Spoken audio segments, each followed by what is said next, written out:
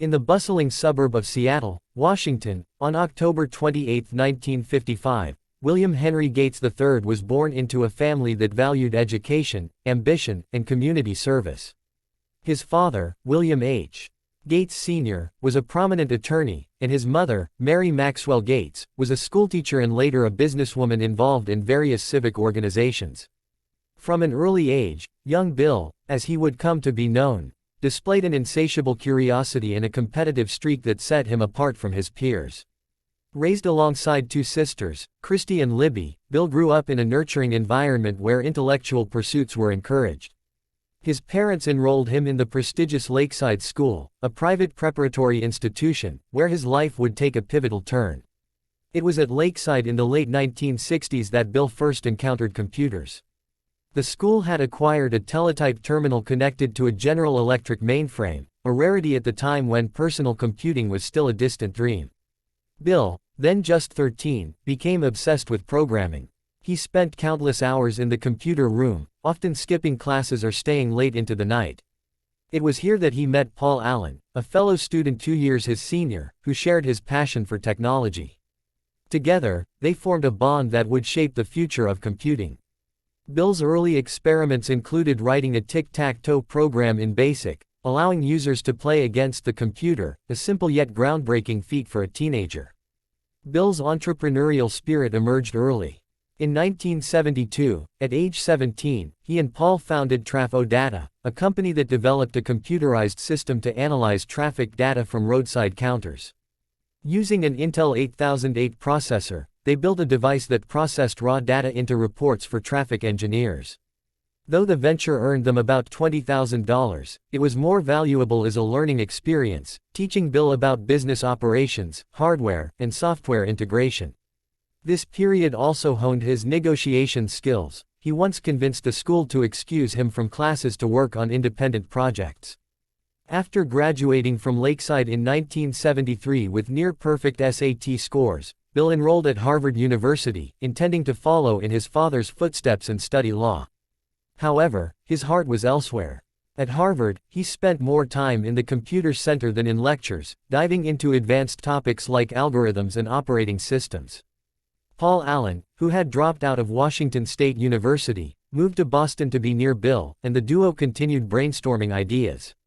The turning point came in December 1974 when Paul spotted the Altair 8800, the world's first microcomputer kit, on the cover of Popular Electronics.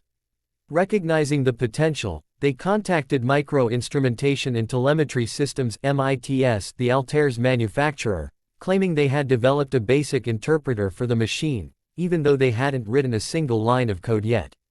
This bold move paid off.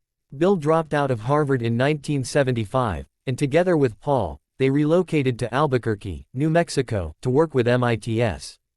They founded Microsoft, originally Microsoft, on April 4, 1975, with the vision of putting a computer on every desk and in every home. Their BASIC interpreter became the first commercially successful programming language for microcomputers, kickstarting Microsoft's rise. By 1976, sales topped $16,000, and the company moved to Bellevue, Washington, closer to Bill's roots.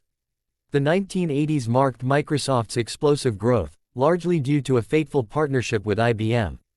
In 1980, IBM approached Microsoft to provide an operating system for its upcoming personal computer. Bill, ever the opportunist, licensed a system called 86DOS from Seattle Computer Products, rebranded it as MS-DOS, and struck a deal allowing Microsoft to license it to other manufacturers. When the IBM PC launched in 1981, MS-DOS became the industry standard, propelling Microsoft into dominance. Bill's strategy of licensing software separately from hardware was revolutionary, creating a model that fueled the PC revolution.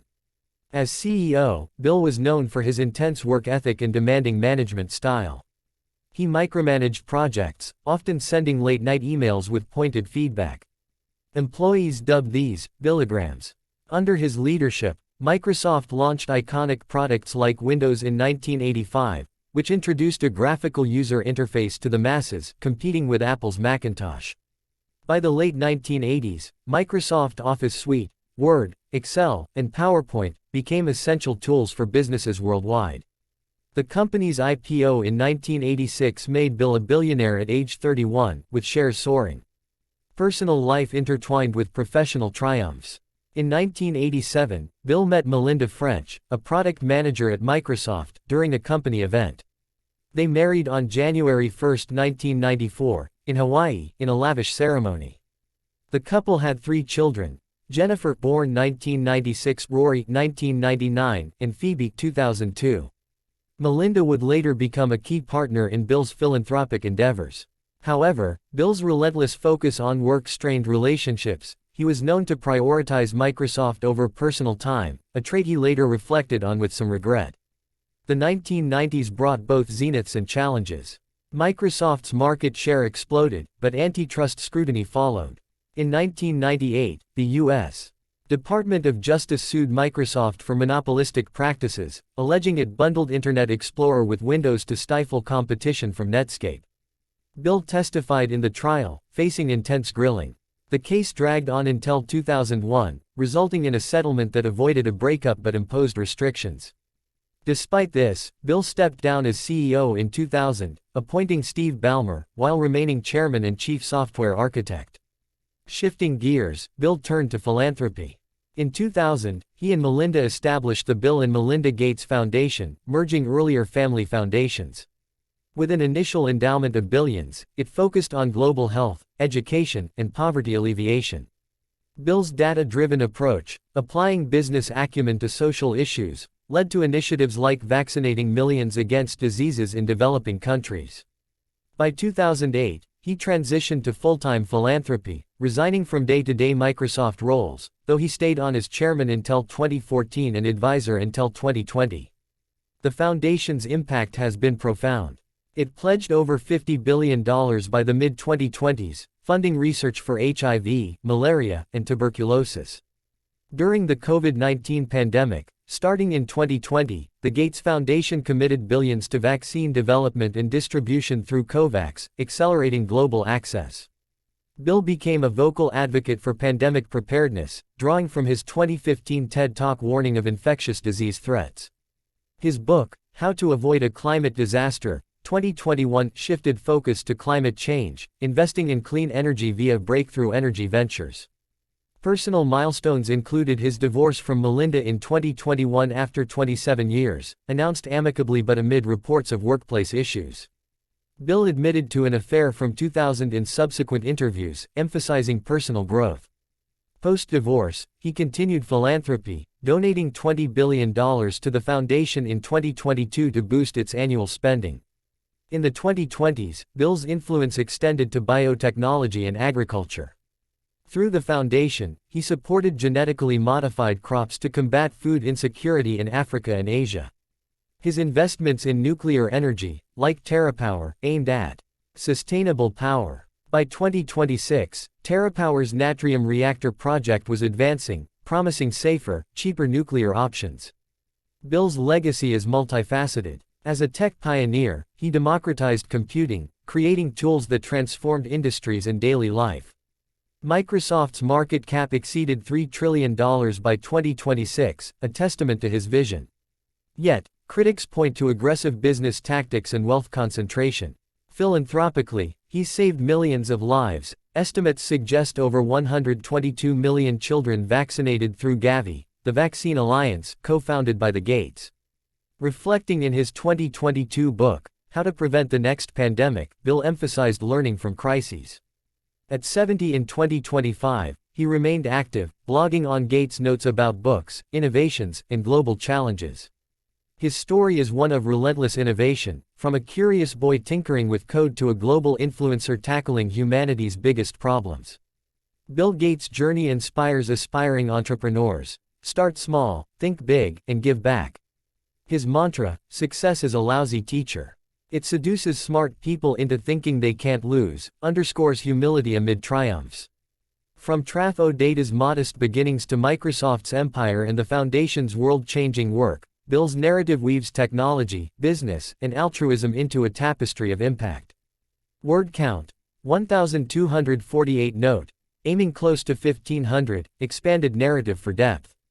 Wait, that's under. Let me add more detail. Expanding on early life, Bill's childhood included scouting, where he earned the Eagle Scout Award, instilling discipline. He read voraciously, from science fiction to biographies, fueling imagination. At Harvard, he developed a pancake sorting algorithm, later published, showing mathematical prowess. In Microsoft's growth, the 1983 launch of Windows 1.0 faced delays, but iterations like Windows 3.0 in 1990 sold millions. Antitrust details. Judge Jackson ruled Microsoft a monopoly, ordering a split, overturned on appeal. Philanthropy expansions. In 2010, The Giving Pledge, co-launched with Warren Buffett, encouraged billionaires to donate half their wealth. By 2026, over 230 signatories. Climate efforts. Bill's 2021 book outlined paths to net zero emissions, investing in carbon capture like Climeworks. Personal hobbies. Bill enjoys bridge, tennis, and collecting rare books, including Leonardo da Vinci's Codex Leicester for $30 million. Recent activities. In 2024, he co-authored a paper on AI's role in healthcare, and in 2025, the foundation announced a $1 billion initiative for women's health. Controversies. Conspiracy theories during COVID linked him to microchips, which he debunked humorously. Future vision. Bill advocates for AI regulation, warning of job displacement while praising potential in education and medicine.